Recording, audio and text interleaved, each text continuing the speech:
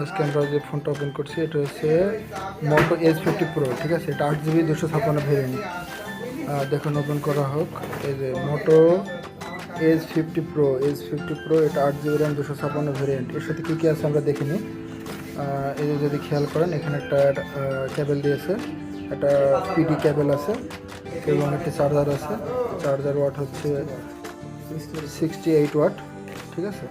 এবং এর সাথে কি দেওয়া আছে দেখে নিই আমরা। এর ভিতরে একটি প্লাস্টিকের ব্যাক কেস দেওয়া আছে, আর এই যে ইউজার ম্যানুয়াল, যা কারোর প্রয়োজন হয় না তা কোম্পানি দিয়ে রাখে। আর এই যে একটা সুন্দর একটা ইমেজ একটা দিছে, ঠিক আছে। তো এই ফোনটার ক্যামেরাটা আমরা যদি দেখি, আচ্ছা ক্যামেরাটা আপনাদেরকে দেখাচ্ছি। এই যে ফোনটার ক্যামেরাটা যদি দেখেন তাহলে বুঝতে পারবেন আসলে কেমন। অনেক সুন্দর একটি ক্যামেরা, ঠিক আছে, অনেক সুন্দর একটি ক্যামেরা। এবং এটা সামনে যদি দেখেন তাহলে দেখতে পাবেন